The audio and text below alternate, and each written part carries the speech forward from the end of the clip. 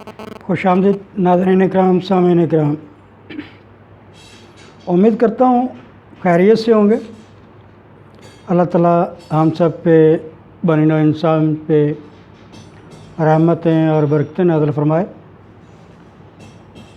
आज का हमारा टॉपिक है probate declared valid as to trust property though not covered by court fee. क्योंकि मेरे पीछे एक दो टॉपिक्स कोर्ट फीस के तहत चाह रहे हैं। Court fee act probate declared valid as to trust property though not covered by court fee under section 19D। तो इसके तहत दफ़ा 19D के तहत आज कुछ मैं आप लोगों तक एक अच्छी इन्फॉर्मेशन पहुंचाऊंगा। उससे पहले आपसे गुजारिश है कि मेरे चैनल को सब्सक्राइब, लाइक और व्यू करें। ये बेनिफिशियल्स मालूमात, फ़ायदेमंद मालूमात जो होती हैं वो किसी भी इल्म से ताल्लुक़ रखती हों, हमारे लिए हमारी ज़िंदगी में काम आने वाली चीज़ें होती हैं। इनको सुनना चाहिए, पढ़ना चाहिए, हासिल करना चाहिए। खा किसी भी तरीके से 2-4 मिनट, घंटा, आधा घंटा अपने आप को इल्म से ज़रूर आगाह करना चाहिए जो हमारे काम आ सके, जो फ़ायदेमंद है। हम अपना टाइम यूज़लेस, बेफ़ायदा चीज़ों में बहुत ज़्यादा ख़र्च करते हैं जिनका हमें फ़ायदा भी नहीं होता। जब कोई परेशानी ज़िंदगी में आती है तो हम फिर भागे दौड़े फिरते हैं कि हम कहाँ जाएं, क्या करें, किससे मिलना है, किससे पूछें। इसी सिलसिले को, इस चीज़ को मद्देनज़र रखते हुए मैंने अपना चैनल यूट्यूब का लॉ से रिलेटेड बनाया है। यूट्यूब पे मेरा channel Abid advocate high court के नाम से है। आप लोगों से गुजारिश करूँगा, दोस्त अहबाब से, कि मेरे चैनल को लाइक, सब्सक्राइब, व्यू, शेयर और अपने ऑनरेबल कमेंट से आगाह करते रहा करें। तो my dear listeners and viewers, now come on to the point which is under section 15D probate which is not covered by court fees is valid or not. In this connection regard, under Court Fees Act section 15 19D,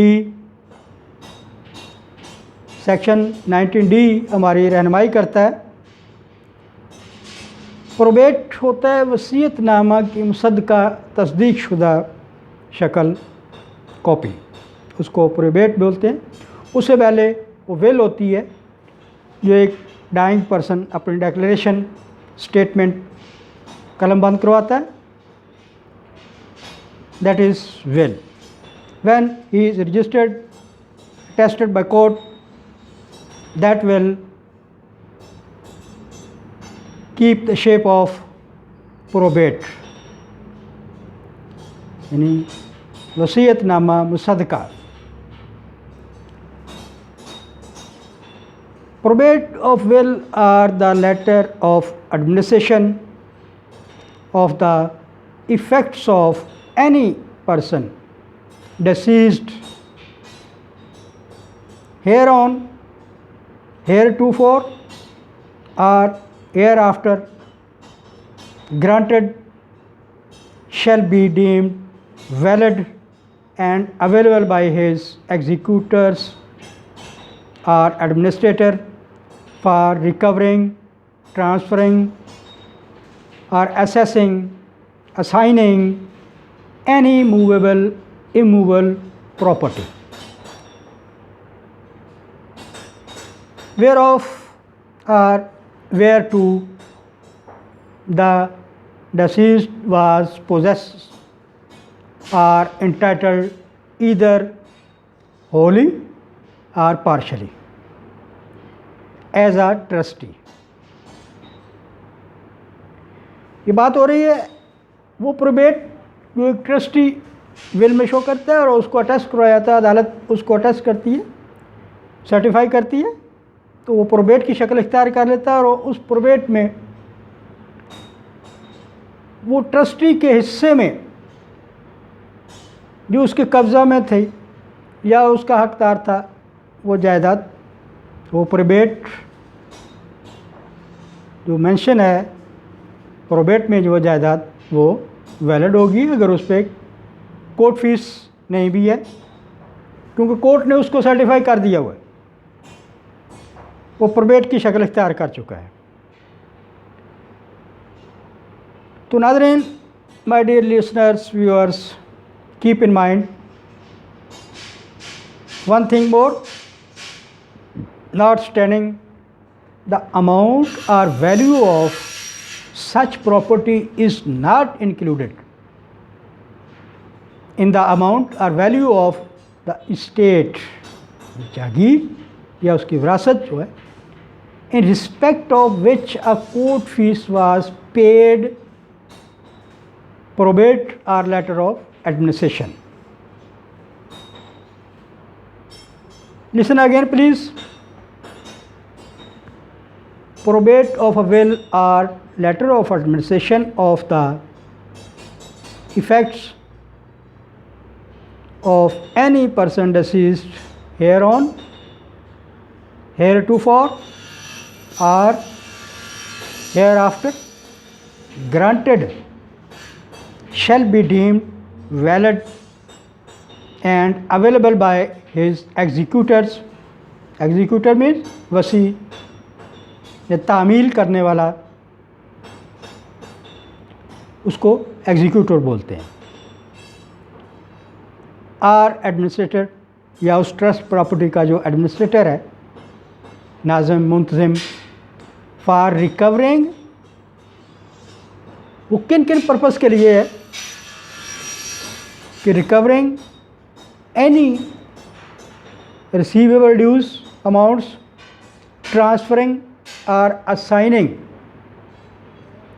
any movable or immovable property whereof, यानी जिसका वो मालिक था या where to, वह जिस हद तक था, the deceased was possessed or entitled.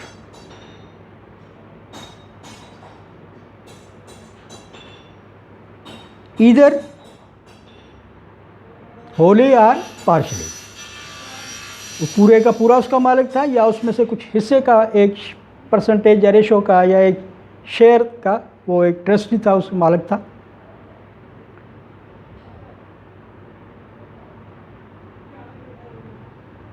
इसमें एक चीज़ और कन्फर्म करूं, वाज़े कर दूं, आप तक एक्सप्लेन करता हूं। दफ़ा 19D के तहत कोर्ट फीस एक्ट हमारी जो रहनुमाई कर रहा है कि प्रोबेट है, उस पर फ़ीस नहीं लेगी, कोर्ट फीस नहीं है, मगर चूँकि वो कोर्ट से सर्टिफाई हो गया है, प्रोबेट की शक्ल इख्तियार कर ली है उसने, तो अब उसकी ज़रूरत नहीं है कि उसको कोर्ट फीस भी लगाई जाए।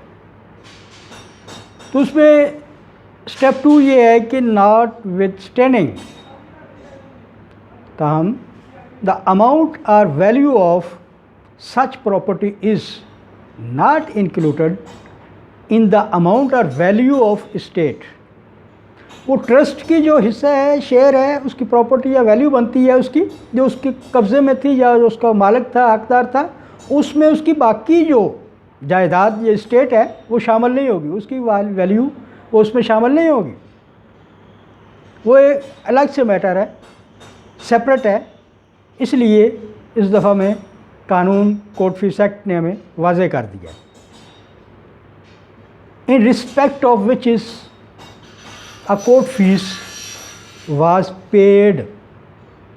तो वो जो दूसरे उसका कोर्ट फीस पे हो चुकी है, इसमें अगर पेड नहीं हुई तो कोई मसला नहीं है। प्रोबेट और letter of administration, letter of administration को हम दूसरी ज़बान में, उर्दू में, पंजाबी में, इंग्लिश में तो लेटर एडमिनिस्ट्रेशन बोलते हैं, मगर उसको लेटर या सर्टिफिकेट बराए इंतज़ाम उसकी मैनेजमेंट, उसकी एडमिनिस्ट्रेशन का ये इशू करती है कोर्ट, उसको लेटर ऑफ एडमिनिस्ट्रेशन कहते हैं। और जो उस लेटर पे एग्जीक्यूटर है, उसको जो वो तामील करता है, एग्जीक्यूटर भी कहते हैं, एडमिनिस्ट्रेशन में एडमिनिस्ट्रेटर भी कहते हैं उसको। तो एक और चीज़ इसमें नंबर 3 वाज़े करूँगा कि a formal document issued by a probate court appointing a manager of the assets and liabilities of the estate of the deceased in certain situations. In the manager of person should be called administrator। जैसा कि मैंने पहले बताया कि वो जो उसको इंतज़ाम मैनेज करेगा उसको एडमिनिस्ट्रेटर बोलेंगे।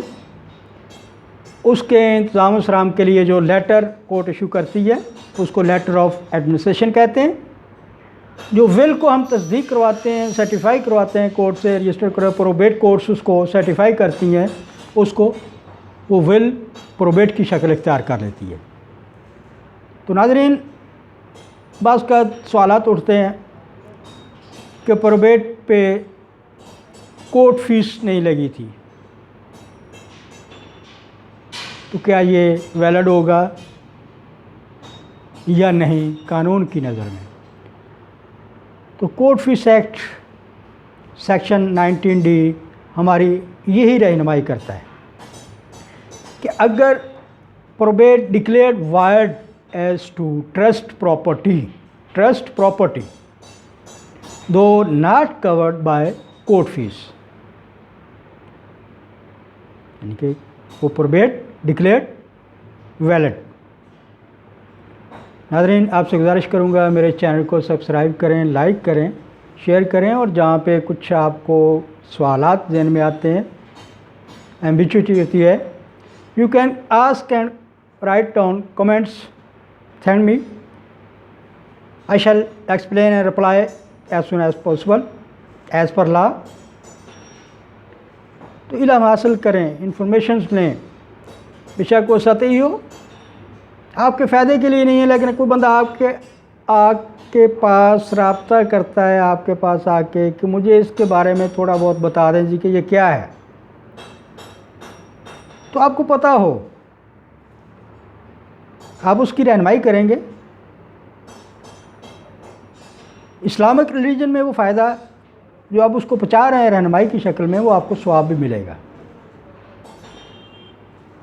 ये एक इंसानियत के नाते इल्म दूसरे तक पहुँचाना गुनाह नहीं है, एक अच्छी बात है। हर रिलीजन, हर मज़हब इसको एक्सेप्ट करता है, कबूल करता है, मगर उस इल्म को गलत रास्ते में इस्तेमाल करना नाजायज़ है। वो कानून की नज़र में भी, शरीयत की नज़र में भी, हर मज़हब की नज़र में वो नाजायज़ और उसको जुर्म समझा जाता है। नाज़रीन, thank you very much. Request again, please subscribe, like, view and share my YouTube channel Abad advocate high court. अपना ख्याल रखिएगा। थैंक यू वेरी मच, बहुत बहुत शुक्रिया आपका। Thank you very much. अल्लाह हाफ़िज़।